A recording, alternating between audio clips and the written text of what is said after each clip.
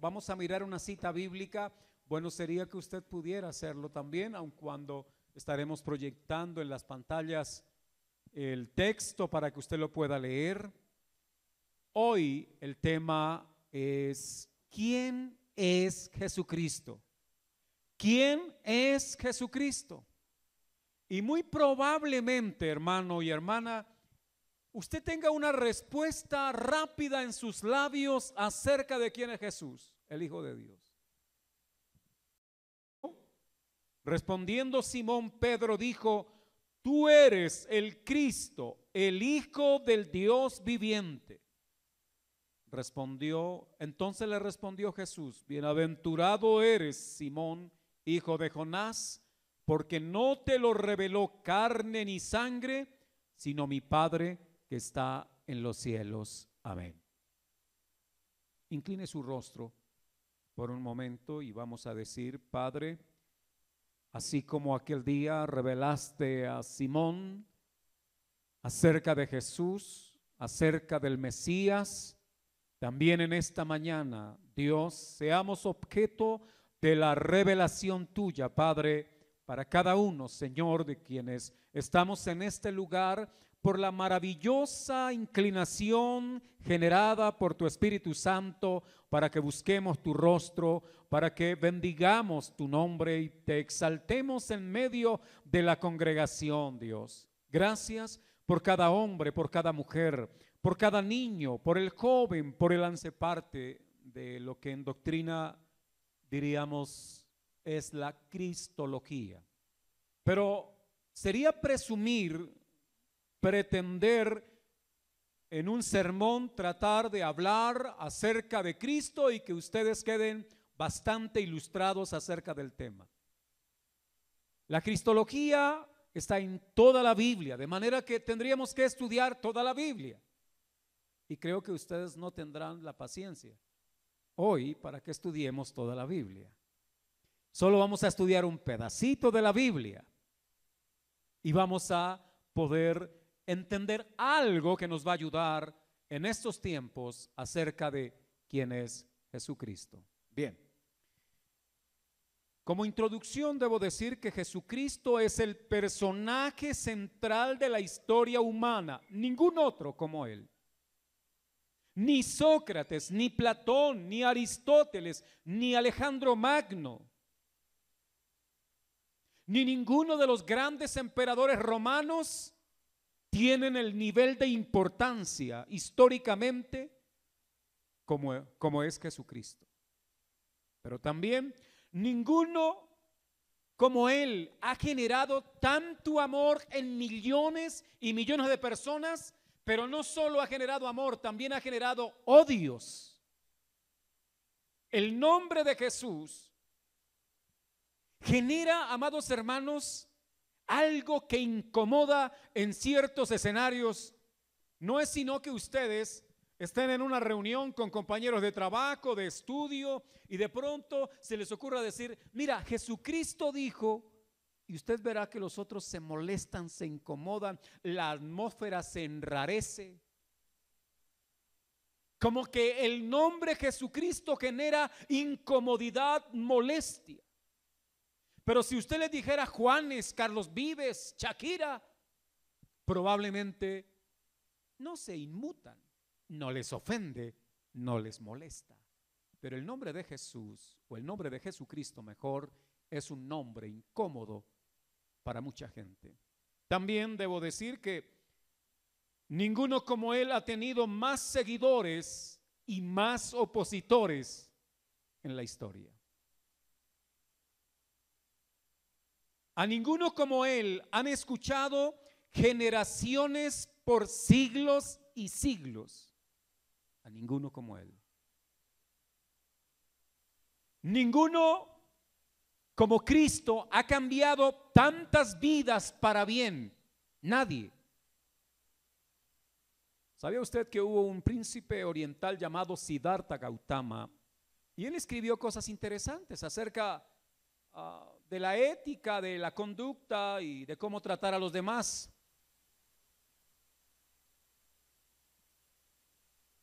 Pero lo que dijo Buda, porque Siddhartha Gautama es Buda, lo que dijo Buda, amados hermanos, no ha transformado vidas, aun cuando dijo cosas importantes, muy significativas. Solo Jesucristo tiene una palabra poderosa para transformar la vida de un ser humano.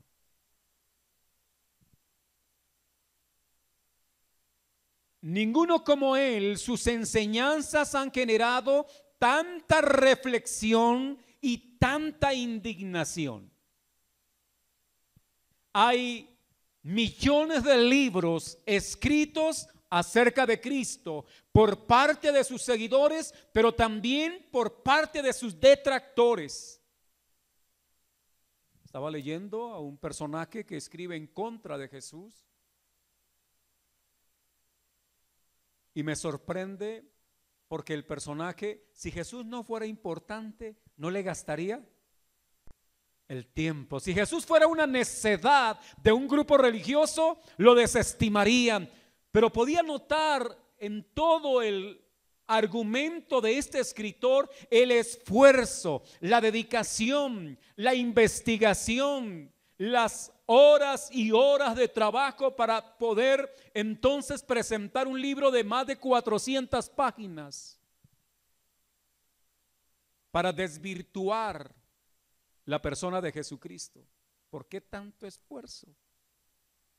Si Jesús no fuera importante, si Jesús no fuera grande, si Jesús, amados hermanos, fuera insignificante, una sola página le hubiera bastado a este escritor.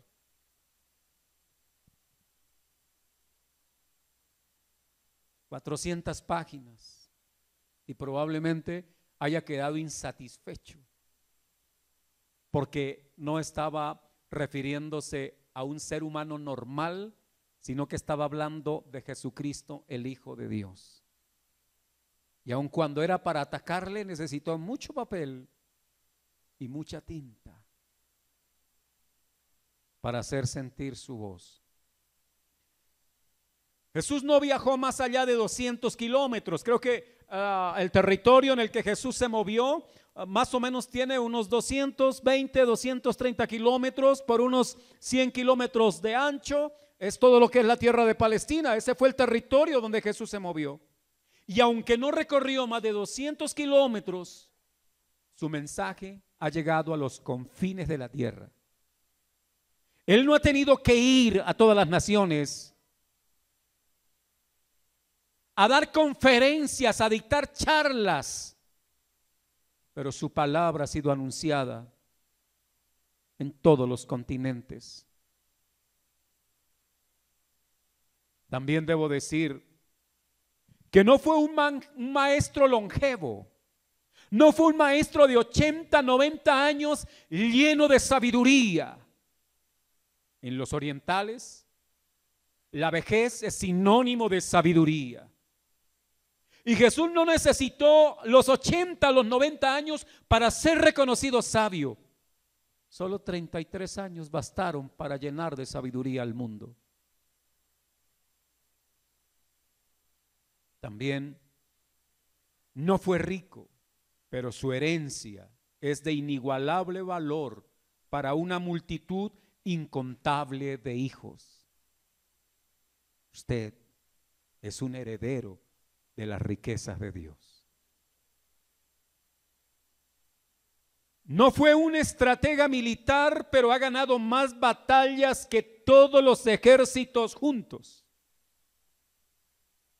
Su mensaje, su poder, desbarató al más poderoso de los imperios.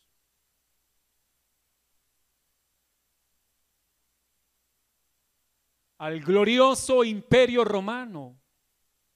El mensaje del evangelio lo desmoronó, tal como en la visión de Daniel estuvo profetizado por aquella roca que golpearía la estatua y todo eso caería para establecer un reino que sería eterno. También finalmente digo que Jesús no fue una figura mediática. Si yo ahora les preguntara a nivel mundial, ¿qué personaje usted cree que es uno de los más reconocidos? Messi. ¿Alguien sabe de Messi? Mejor, ¿alguien no ha escuchado de Messi? Messi, para algunos que quizá no les gusta el fútbol, Messi es quizá el futbolista más importante de este tiempo. Pero para que él sea importante y el personaje más reconocido a nivel mundial, como lo es Messi, como lo es Francisco, como lo es Cristiano Ronaldo, como lo es Barack Obama, ¿sabe qué han necesitado ellos? Televisión, radio, internet. Y Jesús, sin ser un personaje mediático, es el más conocido de todos. Y no necesitó ni radio, ni televisión, nada de eso, ni promotores, ni managers. No necesitó nada de eso. Bien. Es más, ¿sabía usted que hay un símbolo que es la cruz? Vaya a cualquier parte del mundo y dibuje una cruz a ver si la gente no relaciona nomás ese solo signo. Automáticamente la humanidad reconoce en ese símbolo lo que sucedió con Jesucristo, el Hijo de Dios. Pero bueno, hermanos, quisiera hablar y responder al interrogante: ¿quién es Jesucristo? Y hay 4 puntitos. Lo primero es lo que dice la criatura humana. Lo segundo, lo que dicen las criaturas angelicales.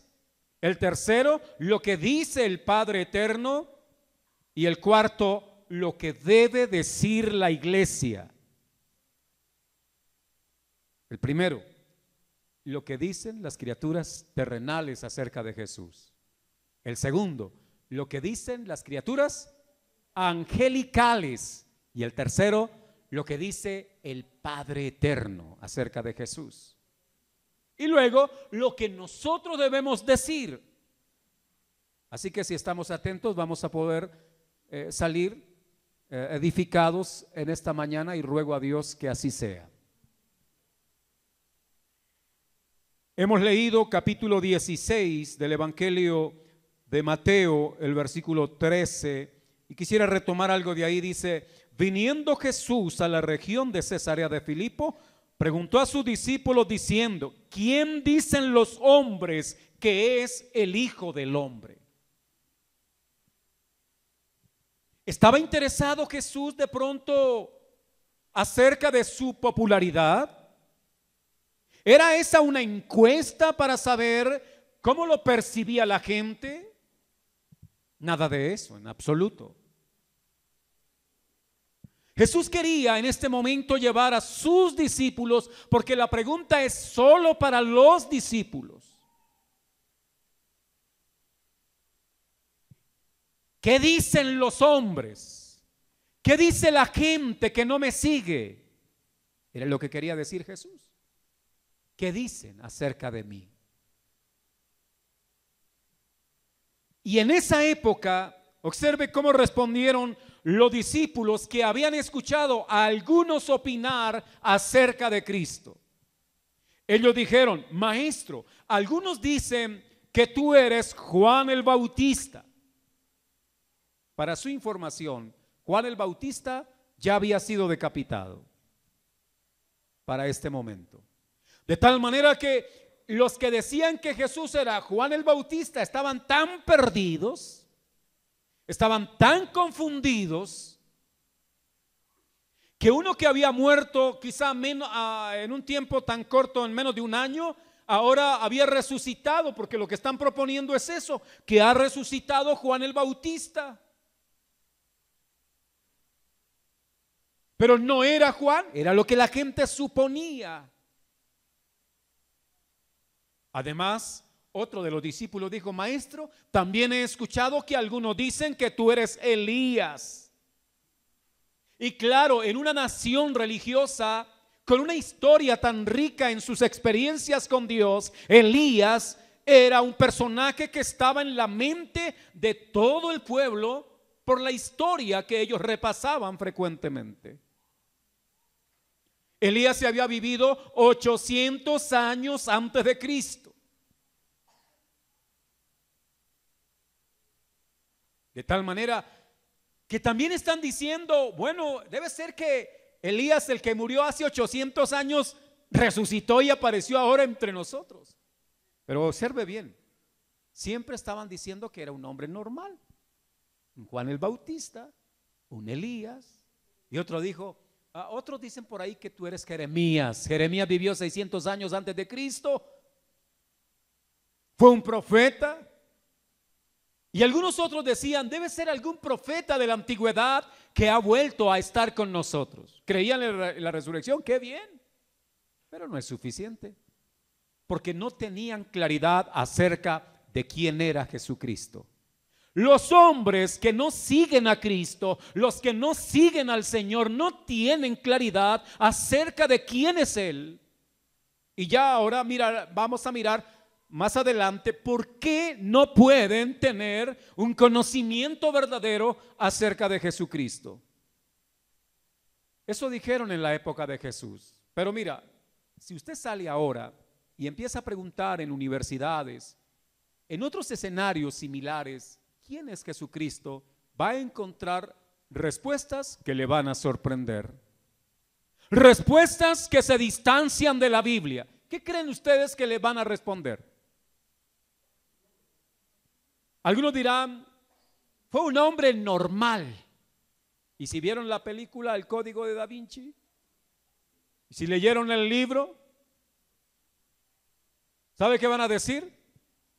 Bueno, Jesús fue un hombre normal, un hombre ejemplar, tan ejemplar que se casó, tuvo hijos, un hombre normal, un hombre bien. Eso dirán algunos. Otros, ¿qué nos dirán? Algunos dirán que fue uno de los filósofos judíos, quizá el más importante de los filósofos judíos. Sí, tal vez. Otro dirá, creo que Jesús fue, es más, si preguntamos por los lados de la Nacional, algunos nos van a decir, Jesús es el primero de los revolucionarios, el más grande de los revolucionarios. Pero la imagen que exhiben es la del Che, no la de Jesús. Pero probablemente a alguno se le ocurra decir que él fue un revolucionario. Y debo decir que a la verdad, él no fue un revolucionario como los de ahora. Lo que fue revolucionario fue su mensaje, fue su palabra. Su palabra causa una revolución en la vida de los que la oyen. Un cambio, una transformación. Otros dirán, probablemente un místico de la época. Los místicos se caracterizaban por ser personas un poco extrañas, misteriosas, un poco alejadas de la civilización y que se la pasaban en mucho tiempo meditando en la contemplación, en las reflexiones. Parecían ser muy espirituales. Probablemente alguno diga, fue un místico. ¿Quién fue Jesús? Allá dijeron que era un profeta, que era tal vez Elías, pero al fin y al cabo decían que era un hombre. Y ahora entonces le damos cualquier otro calificativo, pero seguimos pensando que Jesús es un hombre. Estoy hablando de los hombres que no siguen a Cristo, opinan así de nuestro Salvador Jesús. Bien. Es más, alguno diría, si existió, debió haber sido hombre. Normal. Creo que hasta buen carpintero pudo haber sido. Porque algunos creen que Jesús no existió. Algunos dicen que es simplemente la invención de la mente religiosa de unos cuantos fracasados, ignorantes, que les dio por sacar, amados hermanos, semejante idea para engañar a la gente. Voy a referirme a algo que pasó recientemente en la historia deportiva. Hubo un ciclista que ganó 7 Tours de Francia. se llamó Lance Armstrong. Lance Armstrong llegó a ser reconocido en los Estados Unidos como uno de los personajes más importantes de la historia de la Unión Americana. Recibió honores en el Congreso de la gran nación. Había ganado 7 tours. Eso es una hazaña para quienes tenemos idea de este deporte. Pero los ganó utilizando lo que se conoce como doping, sustancias, pero fueron tan hábiles, oiga bien, para engañar a las autoridades médicas. Y les voy a mencionar algo que hacían. Antes de la carrera, ellos se sacaban sangre y a esa sangre la oxigenaban y le aumentaban el nivel de eritrocitos, glóbulos rojos. Cuando estaban en carrera, entonces en las noches, ellos sacaban las bolsas que habían guardado o habían acumulado en los congeladores y se sacaban sangre y se inyectaban la sangre con mayor cantidad de glóbulos rojos, lo cual permitía una mejor oxigenación. Eso era indetectable porque no era solo sustancias, estamos hablando de algo normal. Lo único que aparecía era el pinchazo, nada más. ¿Por qué estoy trayendo esto a colación? Porque aunque fue un engaño bien planeado, todo engaño sale a la luz. Si lo de Jesús es un fraude, una mentira, un engaño, quisiera que alguien respondiera, ¿cómo un engaño podría sostenerse durante 20 siglos sin perder fuerza y seguir estando con la misma vigencia en nuestros días? O sea, eso, amados hermanos, no cabe en la mente de una persona que pueda usar bien sus sentidos. Decir tal cosa que Jesús es un engaño, una invención, es lo más absurdo, y aunque lo diga el más intelectual de los intelectuales, solo dejaría ver hasta dónde llega su necedad, hasta dónde llega su razonamiento entenebrecido y envanecido, empobrecido, corrompido, enmohecido y todo lo que termine por esos lados.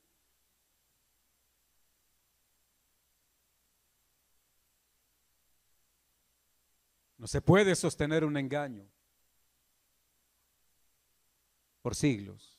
Es imposible hacerlo. Lo de Lance Armstrong le duró unos cuantos años, no más. Y aunque había sido algo tan bien diseñado para burlar todas las autoridades en el deporte, no se pudo. Bien. Pero bien. Voy al segundo punto. ¿Qué dicen las criaturas angelicales acerca de Jesús? Ya dijimos que algunos hombres dicen cualquier cosa, disparates están diciendo acerca de Jesús. ¿Sabía esto, hermano, que inclusive algunos se han atrevido a decir que Jesús fue homosexual? Por eso llamó a 12 hombres. Y tenían a uno que era el discípulo amado. ¿Hasta dónde llega la ignorancia, la bajeza de la criatura humana? Pero bien, vamos a mirar Apocalipsis 7, capítulo 7, versículo 11 al 12. ¿Qué dicen los ángeles acerca de Jesús? Así que por favor, vaya a la cita bíblica. Si tiene su Biblia bien, si no, puede observar ahí en la pantalla, capítulo 7 del libro de Apocalipsis. Y dice la palabra de Dios de la siguiente manera: y todos los ángeles, no unos, todos los ángeles, ¿cuántos podrán ser? Una multitud incontable, millones de ángeles. estaban en pie alrededor del trono. Ahora yo les pregunto, ¿y quién cree usted que está sentado en el trono? Más atrás en el capítulo 5 usted va a poder leer ya en casa con tiempo y se va a dar cuenta quién es el que está sentado en el trono. El que está sentado en el trono es el Cordero de Dios. Es el Hijo de Dios. Es Cristo el Señor. Ahora, todos los ángeles están alrededor, no del trono, aun cuando la mención es del trono, están alrededor es por quién está sentado en el trono. Pero mire bien, en ese cuadro que nos presenta ahora el capítulo 7, está el trono, está Jesús, el Hijo de Dios, que cuando resucitó, luego ascendió a la presencia del Padre, está a la diestra de Dios, lo cual indica que fue entronizado. Están alrededor de él los 24 ancianos que menciona el pasaje. No me vaya a preguntar cómo se llaman, quiénes eran, no me pregunte eso. Los cuatro seres vivientes, o sea, alrededor del trono, los 24 ancianos, los 4 seres vivientes, sometida a la de él. Cuando vivimos para hacer lo que él quiere que hagamos, el nombre de Dios es adorado así. ¿Recuerdan? Hágase tú en la tierra como se hace en el cielo. O sea que los ángeles están adorando, lo cual indica que esa es la voluntad del Padre, del Dios eterno. Pero mire el versículo que sigue, diciendo, vamos a ver qué dicen los ángeles acerca de Jesús. Dicen, amén. La bendición, la gloria, la sabiduría, la acción de gracias, la honra, el poder y la fortaleza sean ¿a quién? A nuestro Dios por los siglos.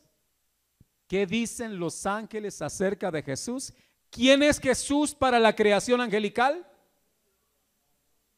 Dígalo. Nuestro Dios. Ellos dicen nuestro Dios. No Dios simplemente, no. Ellos están diciendo, los ángeles están diciendo, el que está sentado en el trono es nuestro Dios. Si los ángeles dicen que Jesucristo es Dios, entonces ¿por qué el hombre no reconoce eso? ¿Por qué la criatura llamada hombre se ensoberbece, se enaltece? Estaba leyendo algo anoche acerca de un personaje que dice que el cristianismo es anti su propia liturgia.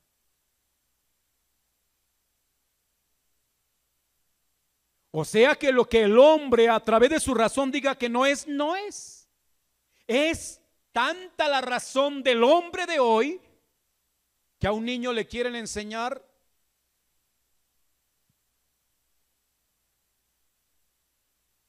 así tenga genitales masculinos, que si el niño quiere ser mujer, él puede ser mujer simplemente porque diga que es mujer.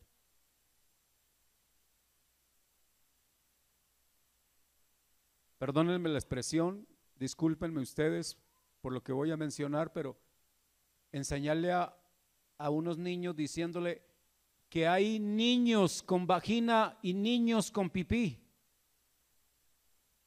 que hay niñas con vagina y niñas con pipí. No, yo creo que se les explotaron las neuronas para llegar a contradecir aún hasta la misma ley natural. O sea, en este relativismo crudo, insensato de nuestros días, usted ve un elefante y si le da por decir que es una vaca, entonces es una vaca.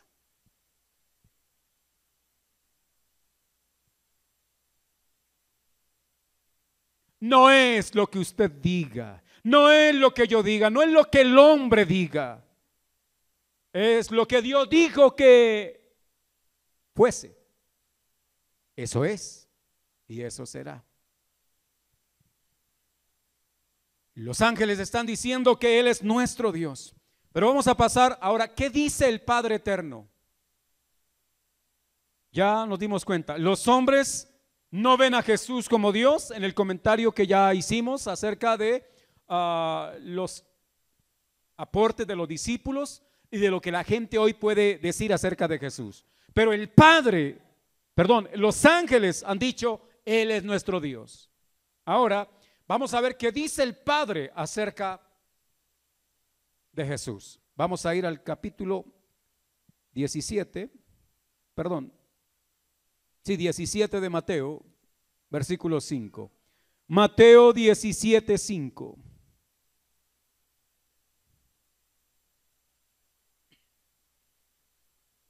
Y encuentro lo siguiente ahí. Sucedió un poco después del incidente en Cesarea de Filipo, y ahora aparece este texto diciéndonos lo siguiente. Esto sucede en el contexto de la transfiguración de Jesús, en el monte de la transfiguración. Dice la palabra así, hablando del testimonio del Padre, versículo 5. Mientras él aún hablaba, una nube de luz los cubrió, y he aquí una voz desde la nube que decía: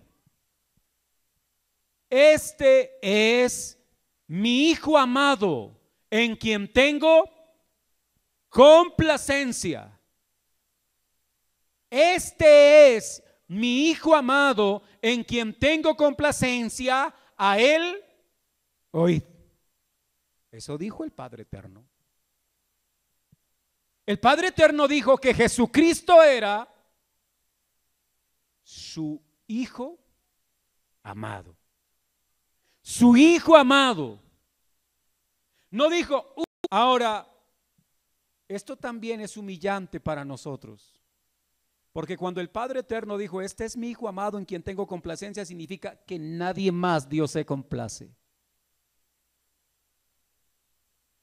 No piense usted, hermano y hermana, no debo pensar yo que por venir a ofrecer unas canciones, una ofrenda y venir a rendir culto a Dios, me he ganado a Dios, lo tengo en el bolsillo. Eso no es así.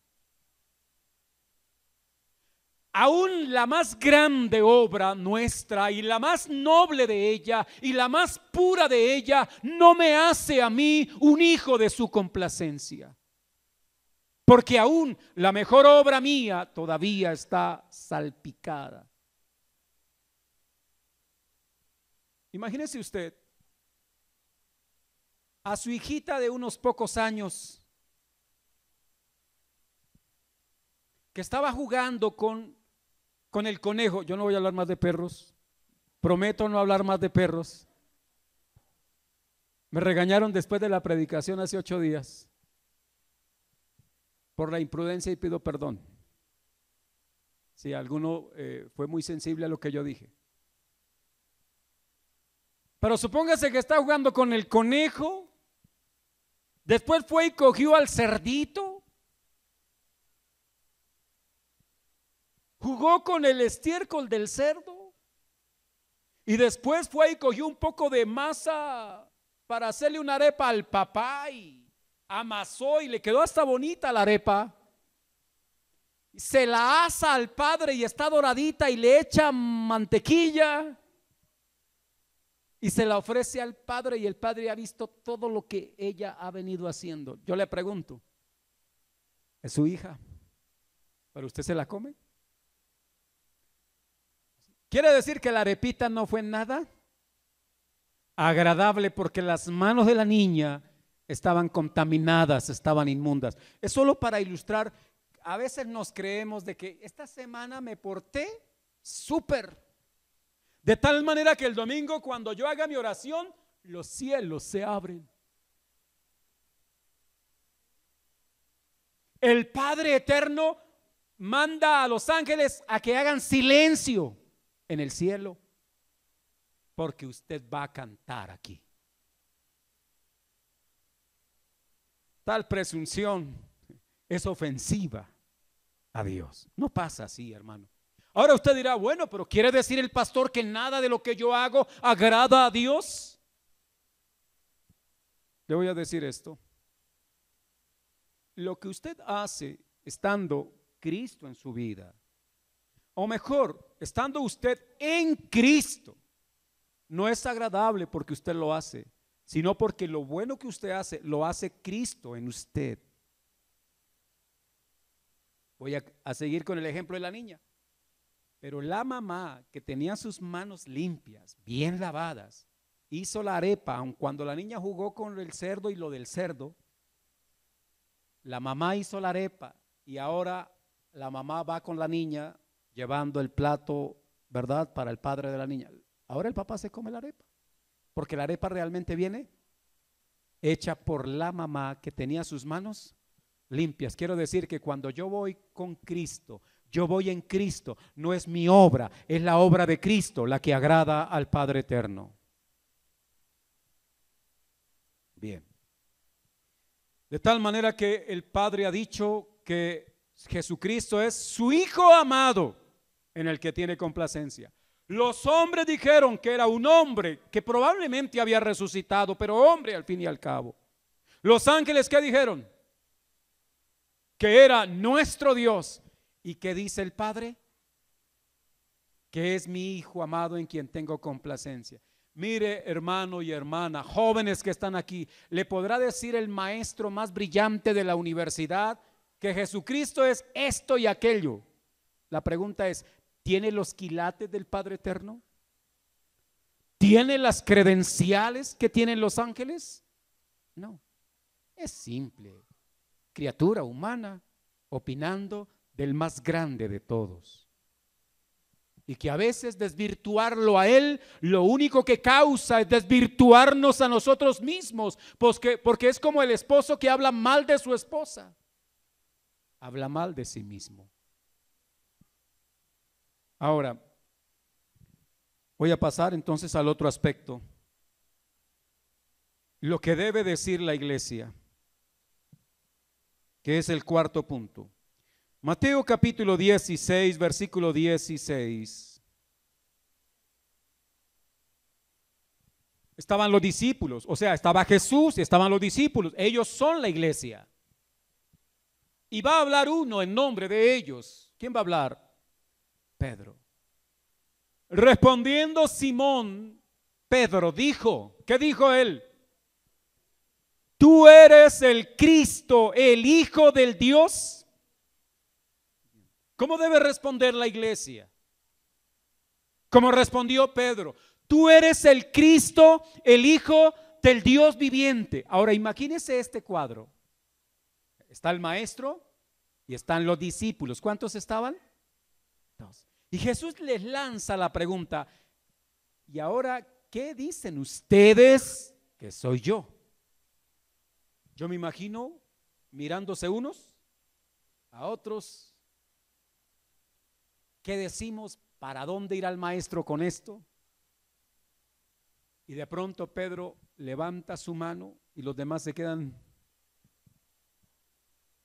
¿Con qué va a salir Pedro? Levanta su mano y dice, tú eres el Cristo, el Mesías, el elegido de Dios, el escogido por el Padre para cumplir la tarea redentora de la humanidad creyente en Él, de la humanidad seguidora de Él. Tú eres el Cristo, el profetizado, el anunciado desde el Génesis, y que todos los profetas hablaron de Él, y que los salmos hablaron de Él, y que los libros poéticos hablaron de Él. Tú eres ese, el Cristo. Y luego añade, el Hijo del Dios viviente. ¿Qué había dicho el Padre acerca de Jesús? que era el Hijo. Ahora, ¿qué está diciendo Pedro? Que era el Hijo. Ahora, ¿cómo es que Pedro sabe eso? Pues hermanos, no era porque Pedro sea el más inteligente, mejor, hubiera sido el más inteligente de los discípulos de Jesús. No. No era el más brillante de los alumnos de Cristo. Solo que le soplaron. Alguien le sopló a Pedro. Ahora, ¿quieres saber quién le sopló a Pedro eso? Mire, ahí mismo en el texto, por favor. Verso 17. Entonces le respondió Jesús: bienaventurado, dichoso, felicísimo Simón, hijo de Jonás, porque no te lo reveló carne ni sangre, sino mi Padre que está en los cielos. ¿Quién le sopló a Pedro? El Padre eterno le sopló a Pedro y le dijo: mira, Cristo es mi Hijo amado en quien yo tengo complacencia. Por eso Pedro de inmediato dice: tú eres el Cristo, el Hijo del Dios viviente. Ahora, el Hijo de Dios, te dirá: bueno, pero yo también soy hijo de Dios. Sí, pero adoptado. Por ahí en internet he visto, hace poco vi a una perrita que había criado una cabrita. No sé si vieron eso por ahí por televisión o en internet. Digamos que la cabrita fue alimentándose de la leche de la perrita. Y hubo una relación entre la perrita y la cabrita. ¿Ya? Pero la cabrita jamás podrá ladrar. Tomó la leche de la perra, pero no iba a ladrar. ¿Qué pasa? Diríamos que la perra adoptó a la cabra. ¿Por qué estoy tratando de decirlo de esta forma? Porque la perra, si pare hijos, los hijos de la perra son perros. Ay, yo dije que no iba a hablar más de perros. Bueno, que no iba a hablar mal, voy a hablar bien. Bien. Entonces, ojo, si la perra tiene perritos, los perritos sí van a ladrar porque son de su naturaleza. Pero la cabrita va a seguir portándose como cabra porque no es de su naturaleza. Esto es para decirles que cuando la expresión hijo del Dios viviente significa que si es el hijo de Dios, luego él es Dios. Así como el hijo de la perrita es perrito porque la mamá es perrita. Ya, es de la misma naturaleza. Jesús es de la misma sustancia del Padre Celestial y por lo tanto Jesucristo es Dios. Y usted es hijo de Dios como la cabrita a la perra. Yo soy hijo de Dios como la cabrita a la perra, por adopción. Por adopción. ¿Ya? Ahora, esta expresión de Pedro, tú eres el Cristo, el Hijo del Dios viviente, es la confesión de un apóstol que reconoce que Jesucristo es Dios. ¿Quién más había reconocido tal cosa? Los ángeles. Los ángeles que adoraron al que estaba sentado en el trono y después de haberlo adorado dijeron: nuestro Dios. Pero también debo mencionar que solo se llega a ese conocimiento por la revelación de Dios. Mire, hermano, de Harvard, Oxford, de la, no de la Gorgona, de la Borbona, podrán venir egresados de las más grandes universidades del mundo. Si revela el Padre Celestial, se quedarán diciendo que Jesús fue simplemente un hombre. Porque para llegar al conocimiento de Eso solo lo revela el Padre Celestial. Amados hermanos, en los libros. Eso no se aprende, amados hermanos, en un aula de una universidad. Eso no se aprende, amados hermanos, en ningún otro contexto, sino la revelación de Dios, el Padre. Esa revelación se nos es dada también por la Escritura, la palabra de Dios. Cierro con Juan capítulo 1, versículo 1. Juan capítulo 1, lo que debe decir la iglesia. La iglesia debe decir que Jesucristo es el Hijo de Dios. Así ofenda a muchos que solo lo ven como un simple ser humano que estuvo en esta tierra. Para algunos, si es que existió. Pero Juan capítulo 1, Juan es otro discípulo que estaba el día que Pedro dijo: tú eres el Cristo, el Hijo del Dios viviente. Él estaba ahí.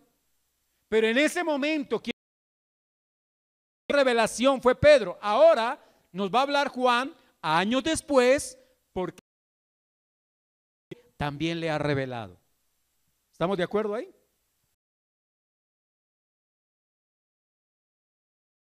Reveló lo siguiente. Capítulo 1, versículo 1 dice así: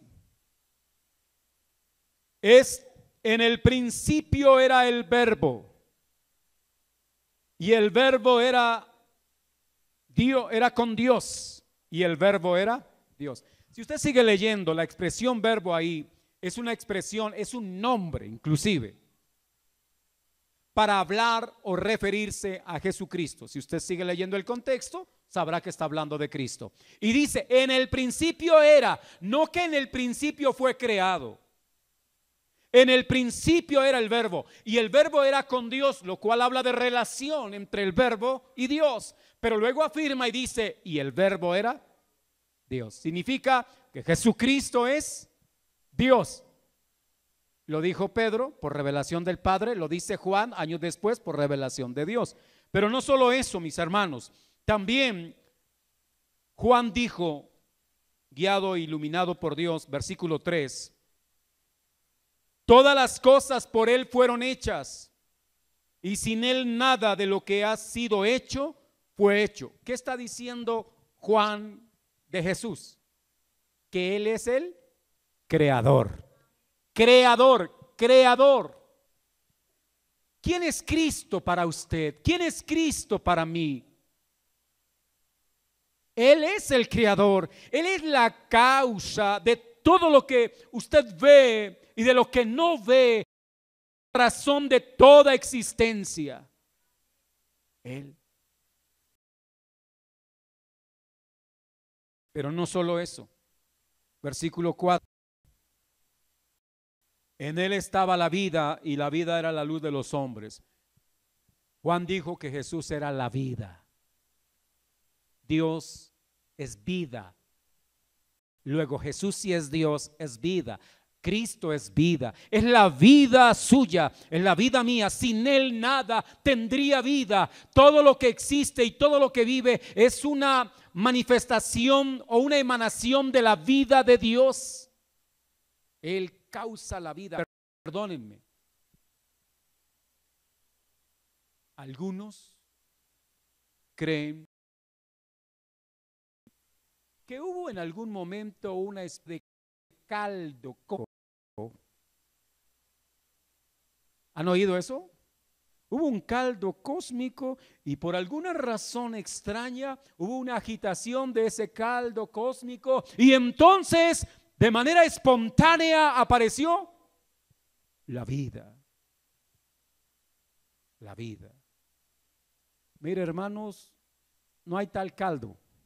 Bueno, de pronto el que pensó así estaba con hambre y estaba pensando en algún caldo, pero debo decir que la Biblia, la verdad de Dios dice,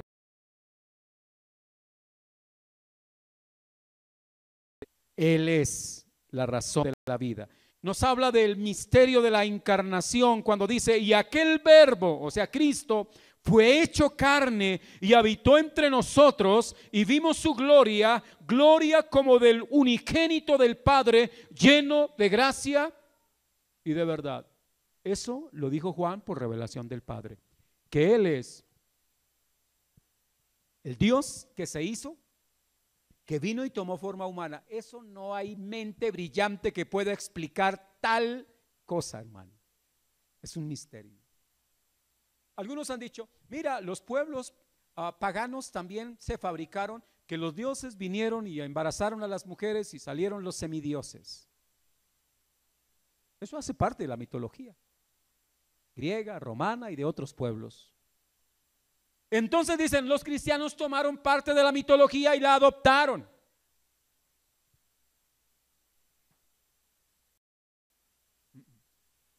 Quiere decir que esos pueblos, sin la revelación de Dios, sin el conocimiento de Dios, fabricaron unos mitos de algo que estaba marcado en su más adentro como impronta del Creador, pero al no tener la revelación de Dios, terminaron adorando a las criaturas y no al verdadero Dios. No llegaron al conocimiento verdadero, sino que se desviaron, pero su misma, digamos, la impronta de que Dios es el que los hizo, los guió a que algo había pasado entre el cielo y la tierra. Pero Jesús no es un mito, Jesús es un personaje histórico, ¿ya? Real y verdadero, que vino y tomó forma humana en el tiempo de Augusto César. Nació y murió en la época del emperador, del procurador Poncio Pilato, y hay documentos legales romanos y aún el acta acerca del sacrificio de Jesús, tal como lo hacían las leyes romanas. Pero también Jesús es el portador de la gracia y de la verdad. Usted y yo estamos aquí en esta mañana por la gracia de Dios. ¿Y sabe qué nos reúne? La verdad de Dios. Nos congrega la verdad de Dios. Nos importa la verdad de Dios. ¿Qué han dicho acerca de Jesús? Podrán decir lo que quieran, pero cualquiera que negare a Jesús, religioso,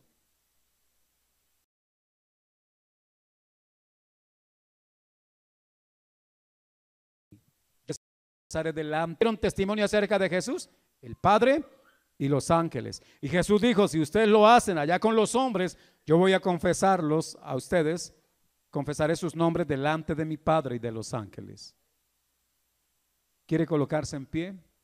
¿Quiere dar gracias por ese gran Señor nuestro y Salvador, quien guía y dirige nuestra vida? Y usted ahora podrá pensar, bueno, si Jesucristo es verdaderamente Dios y yo lo adoro a Él y yo le sirvo a Él y hago su voluntad, creo que soy el más afortunado, el más dichoso, el más bienaventurado, porque no estoy siguiendo un mito, no estoy siguiendo una falsedad, no estoy siguiendo la invención humana, sino que estoy en la revelación de Dios, en la revelación divina. Es probable que usted tenga problemas, enfermedades, luchas en su casa, en el trabajo, en el estudio, y diga, ¿y de qué me sirve esto? Pues de mucho, porque ese Jesús, Cristo, de quien hemos hablado en esta mañana, Él es tu Señor, Él es tu Dios. Y si Él es tu Señor, usted no está solo. Hay alguien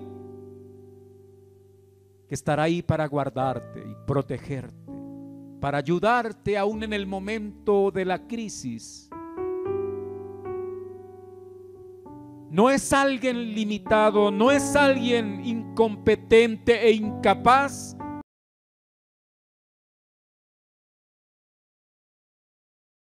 Todo lo que existe, ¿podrá acaso ayudarle? ¿Poder para ayudarle en medio de su problema, de su crisis o enfermedad? Obviamente que sí, si esa es la voluntad de Él. Pero aún si no lo fuera así, la dificultad de abrir camino donde no hay. aún tendrá usted la fuerza para soportar y luego ver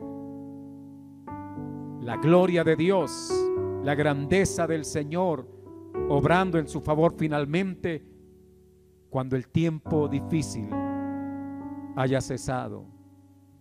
Padre, te doy muchas gracias en esta mañana en el nombre que es sobre todo nombre, el nombre de Jesucristo, ante el cual toda rodilla debe doblarse y toda lengua debe confesar que tú eres Dios, que tú eres el Señor, que no hay semejante a ti. Padre, gracias por haber provisto un Salvador para nosotros, el cual encarnado fue hombre, porque solamente siendo hombre podría ser nuestro representante.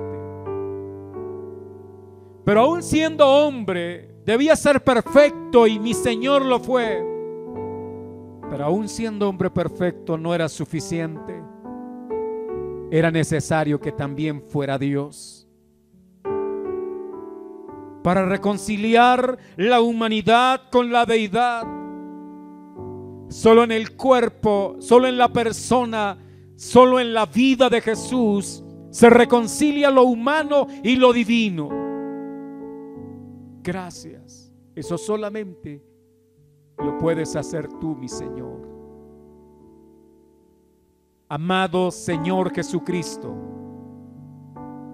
a ti sea el poder, el honor, la gloria, la alabanza, la fortaleza, toda exaltación, solo a ti, Señor Jesús, Rey soberano, que estás en el trono, que todas las cosas están bajo su control y dominio, que guardará a tus santos en medio de un mundo de maldad, que preservará la fe nuestra en medio, Señor, de los ciclones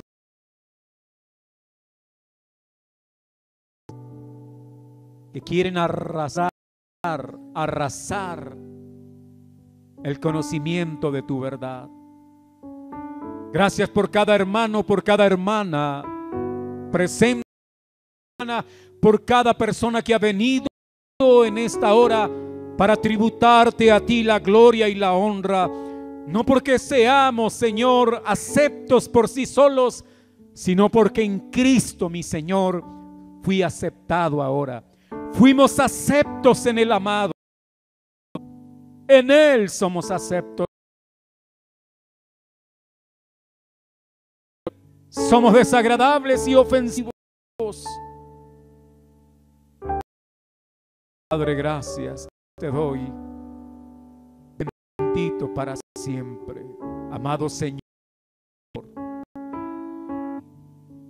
Gracias, Dios. En el nombre de Jesucristo. Amén. Damos gracias a Dios por esta oportunidad. Puede sentarse, regáleme 2 minutos para algunas cosas finales. Reiterarles mañana la Escuela de Futuros Ministros a las 7 de la noche.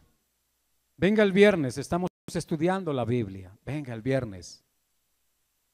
El sábado, las hermanas que con tiempo apartaron el cupo para ir al campamento, ellas se van el sábado.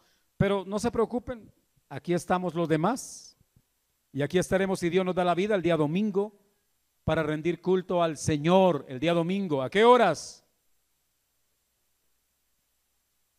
A las el discipulado de hombres, a las la familiar como no falte, no deje de venir. Los ángeles lo adoran continuamente. Hagámoslo nosotros, aunque sea cada 8 días. ¿Ya? Bien, usted dirá, no, es que los ángeles no les toca trabajar. Pues lo quiero decir algo, es que mientras trabaja, adore a Dios. Adore a Dios. Mientras estudia, adore a Dios. Mientras cocina, hermana, adore a Dios. Y el domingo nos vemos acá. Amén.